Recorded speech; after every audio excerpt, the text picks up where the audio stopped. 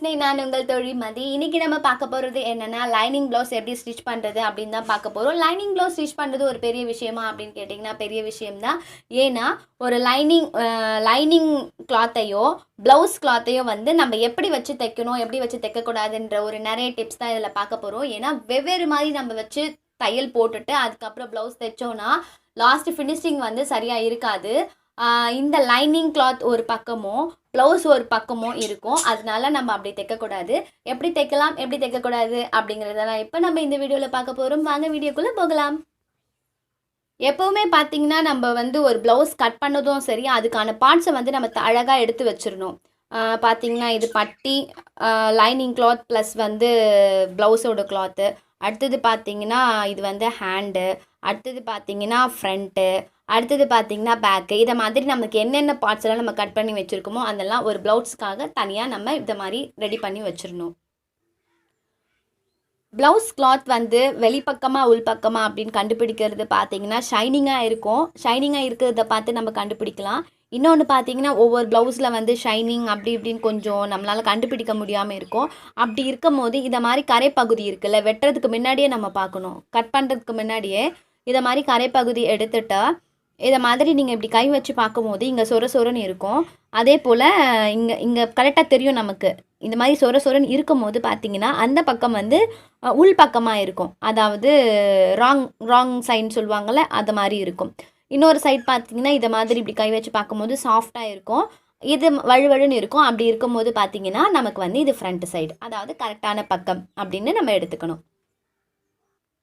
First நம்ம back side எடுத்துக்கலாம். Back சைடில் எப்பவுமே நோட் பண்ணி வச்சுக்கோங்க, டிசைனை தவிர, அதாவது நம்ம நிறைய டிசைன் கொடுப்போம்ல, டிசைனர் ப்ளவுஸை தவிர மற்றது வந்து இந்த பா ஷேப்பு, ரவுண்ட் ஷேப் இந்த மாதிரிலாம் வந்துச்சுன்னா இப்போ என்னென்னா இதை மாதிரி இந்த லைனிங் கிளாத் வந்து மேலே வச்சிடணும்.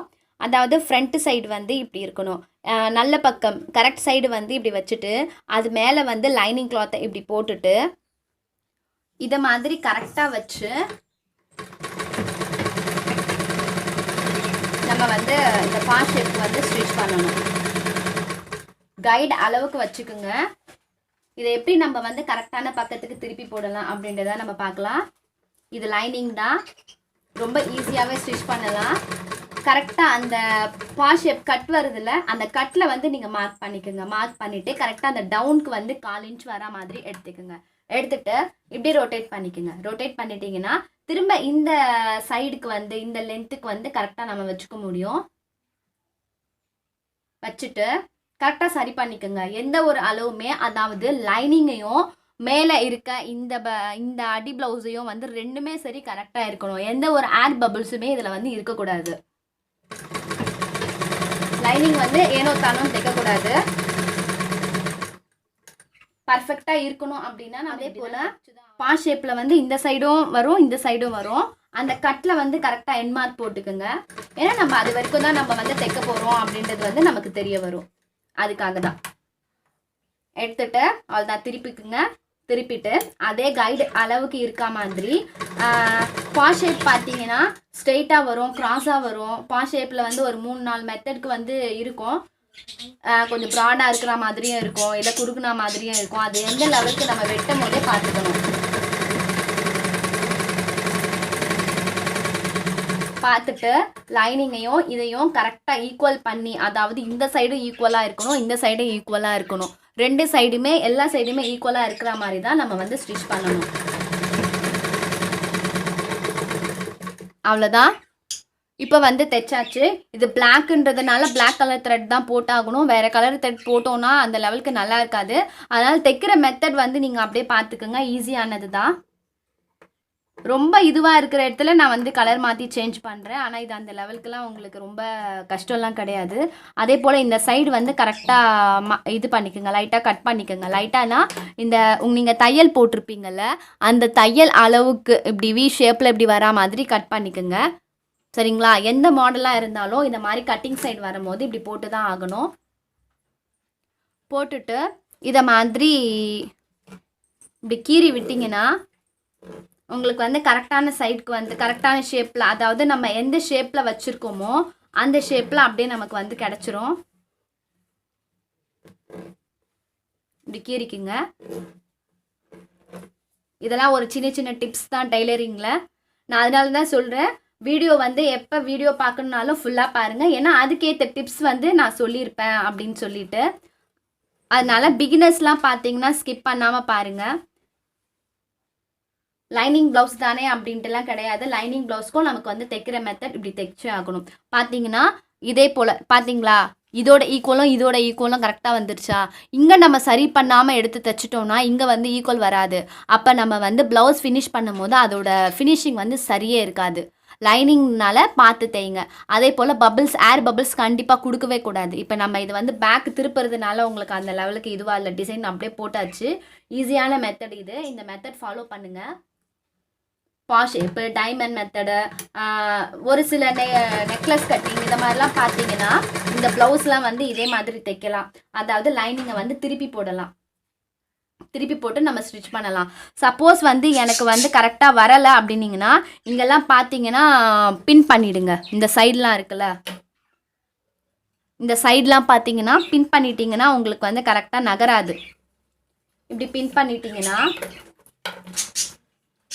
உங்களுக்கு வந்து அந்த ஷேப் வந்து கரெக்டாக நின்றுடும். அதாவது பிகினர்ஸ்க்காக நான் சொல்கிறேன், எனக்கு வரலை அப்படின்னு சொல்கிறவங்க இதை மாதிரி பின் பண்ணிட்டீங்கன்னா உங்களுக்கு இந்த இடம் வந்து நகராது. அப்போ இந்த சைடும் வந்து இங்கே உங்களுக்கு ஈக்குவலாக இருக்கும், இந்த சைடும் ஈக்குவலாக இருக்கும்.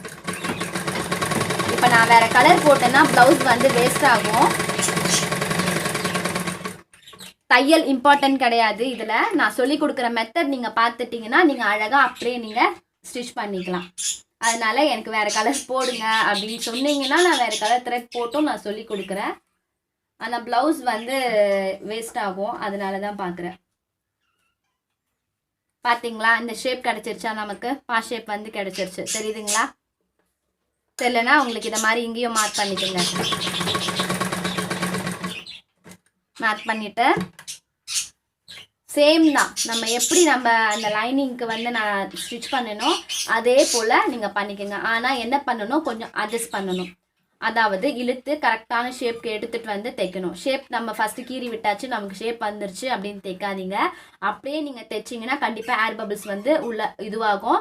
அப்போ வந்து துணி வந்து சுருங்க ஆரம்பிச்சிடும் நீங்கள் டிசைன் போடும்போது. அதனால் பார்த்து போட்டுக்கோங்க. டெய்லரிங் வந்து ரொம்ப ஈஸியான விஷயம்தான். தைக்க தைக்க நமக்கே பழகிடும். எந்த ஒரு விஷயம் நம்ம பிடிச்சி இறங்கினாலும் நமக்கு புரியாத மாதிரி தான் இருக்கும். ஆனால் அதை ப்ராக்டிஸ் பண்ண பண்ண கண்டிப்பாக வந்து நமக்கு தெளிவாக புரிஞ்சிடும். உங்களுக்கு இந்த சைடும் வரணும் அப்படின்னீங்கன்னா பின் பண்ணிக்கோங்க. நான் அந்த சைட் பின் பண்ண மாதிரி இந்த சைடும் நீங்கள் பின் பண்ணிக்கலாம், தாராளமாக பின் பண்ணிக்கலாம்.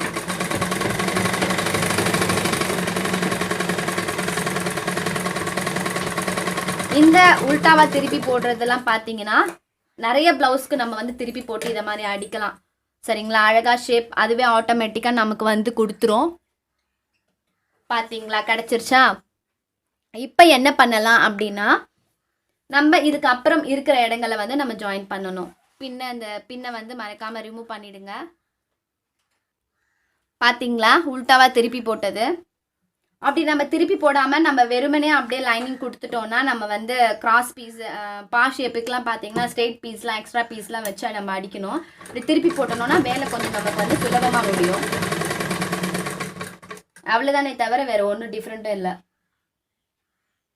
அதே போல் கரெக்டாக பார்த்துக்குங்க, கரெக்டாக பார்த்து ஈக்குவல் பண்ணி இது பண்ணிக்கோங்க. எப்பவுமே நிறைய பேர் பார்த்தீங்கன்னா கரெக்டான, அதாவது ப்ளவுஸ் பீட்டில் தான் வந்து கரெக்டான அளவு வச்சுட்டு அதுக்கப்புறம் லைனிங்கை வந்து கட் பண்ணுவாங்க. அப்போ வந்து உங்களுக்கு வந்து லைனிங் வந்து கொஞ்சம் எக்ஸ்ட்ரா இருக்கிற மாதிரியும் இருக்கலாம். அப்போ வந்து இந்த அளவை வச்சு நீங்கள் தையல் போட்டுக்குங்க. அதாவது பபிள்ஸ் வராமல் இப்படி வச்சு பண்ணிங்கன்னா உள்ளே வந்து துணி மடியாது. அப்போ வந்து கரெக்டாக ஈக்குவலாக நின்றுடுதா? அதுக்கப்புறம் நீங்கள் தையல் போடணும். இப்படி சரி பண்ணி நீங்கள் தையல் போட்டால் தான் ப்ளவுஸ் தைக்கிறதுக்கு நல்லாயிருக்கும். அப்படி இல்லை நான் லைனிங்கை தான் வந்து ப்ளவுஸ் அளவு வச்சு எடுத்தேன் அப்படின்னு இருந்தீங்கன்னா அந்த லைனிங்க்கு ஏற்ற மாதிரி நீங்கள் இது பண்ணிக்கோங்க. ப்ளவுஸ் பீட் கொஞ்சம் அதிகமாக ஆனாலும் இதை கட் பண்ணி நம்ம வெளியே எடுத்துக்கலாம்.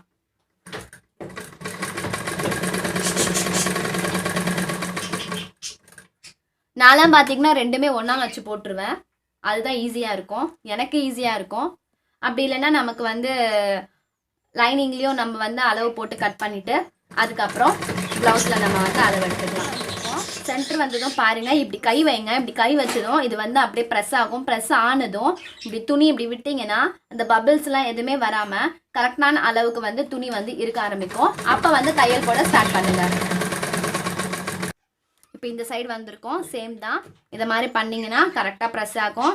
அதுக்கப்புறம் தையல் போடுங்க. இப்போ பார்த்தீங்கன்னா இந்த சைடு நமக்கு கரெக்டாக வந்துருச்சுங்களா?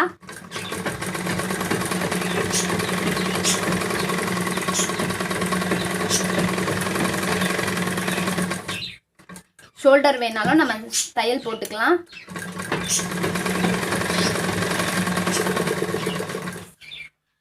அவ்வளோதான்.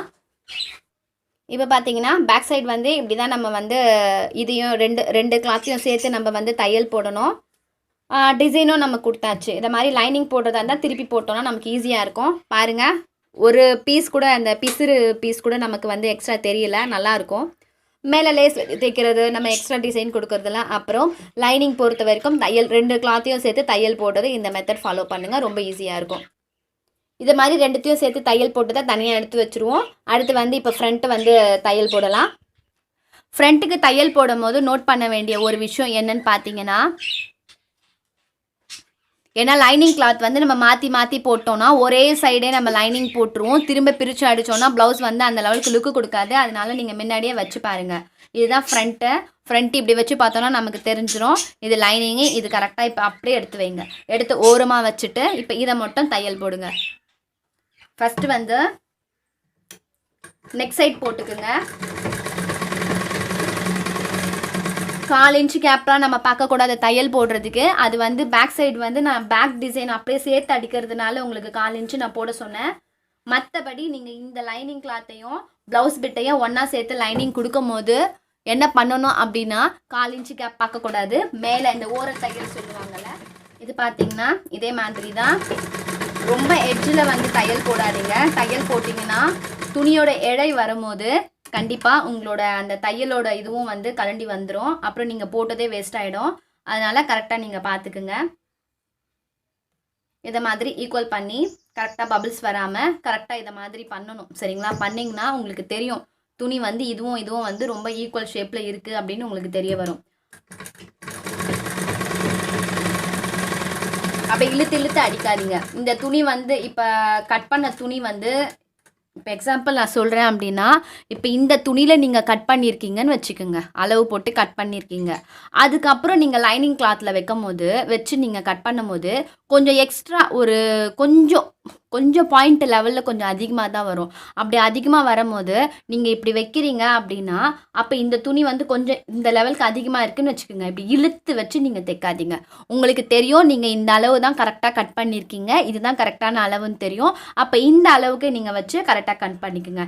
இல்லை நான் லைனிங்கில் தான் வச்சு கட் பண்ணேன் அப்படின்னீங்கன்னா லைனிங் பார்த்து நீங்கள் கட் தைச்சிக்குங்க. சரிங்களா? அதே மாதிரி தான் நம்ம பார்க்கணும்.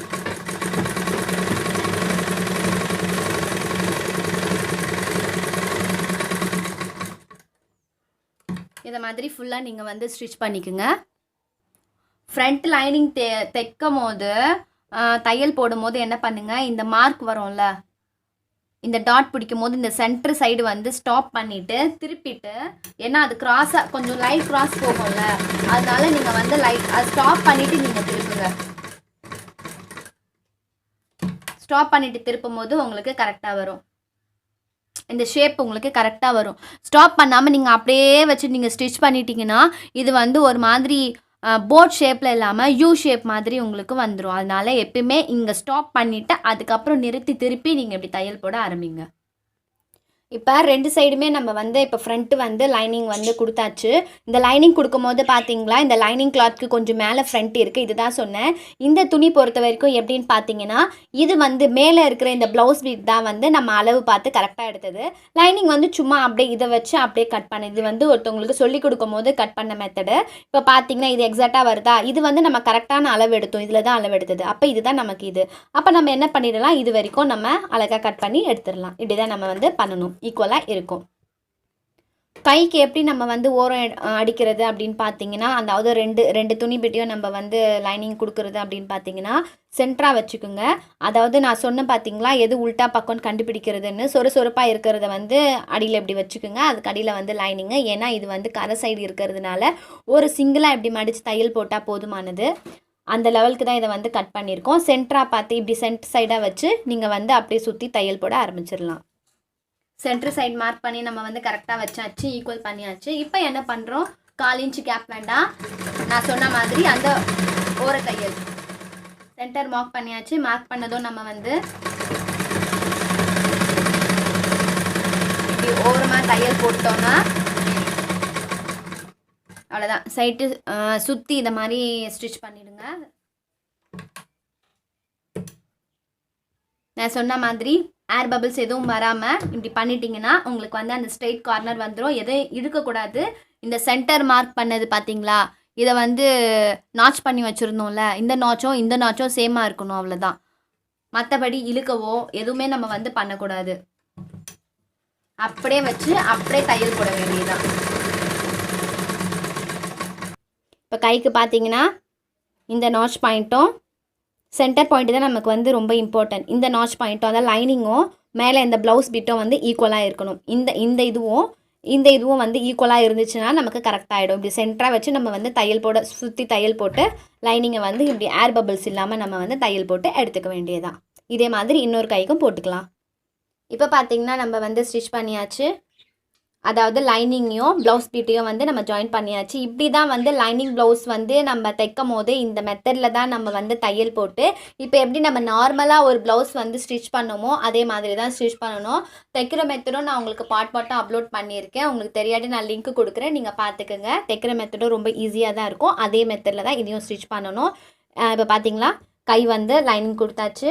அடுத்து பார்த்தீங்கன்னா நம்ம பார்த்தது ஃப்ரண்ட்டு பார்த்தீங்களா, ஃப்ரண்ட்டு வந்து நிறைய பேர் மிஸ்டேக் பண்ணுறது என்னென்னா, இப்படி மாற்றி வச்சு பண்ணிவிடுவாங்க. அதுக்கப்புறம் திரும்ப பிரித்து பண்ணுவாங்க. அதனால் நம்ம எப்போயுமே வைக்கும் போது இப்படி வச்சுட்டு பண்ணிட்டோன்னா நமக்கு ரொம்ப ஈஸியாக இருக்கும். ஃப்ரண்ட்டும் கொடுத்தாச்சு. இப்போ நம்ம வந்து பேக் சைடும் நம்ம வந்து கொடுத்தாச்சு. அடுத்து பார்த்தீங்கன்னா பட்டி வந்து நம்ம தைக்கும் போது எப்போயுமே லைனிங் போட்டு நம்ம ஸ்டிச் பண்ணணும். ரொம்ப ஈஸியாக இருக்கும். இவ்வளோ தான் ப்ளவுஸோட மெத்தட். இப்படி தான் வந்து நம்ம ப்ளவுஸ் பிட்டையும் அதாவது லைனிங்கையும் நம்ம இப்படி தான் ஸ்டிச் பண்ணணும். இந்த வீடியோ உங்களுக்கு பிடிச்சிருந்தா லைக் பண்ணுங்கள், நிறைய பேருக்கு ஷேர் பண்ணுங்கள். உங்களுக்கு ஏதாவது இதில் உங்களுக்கு சந்தேகம் இருந்துச்சுன்னா மறக்காமல் கமெண்ட் பாக்ஸில் கமெண்ட் பண்ணுங்கள், நான் உங்களுக்கு கிளியர் பண்ணுறேன்.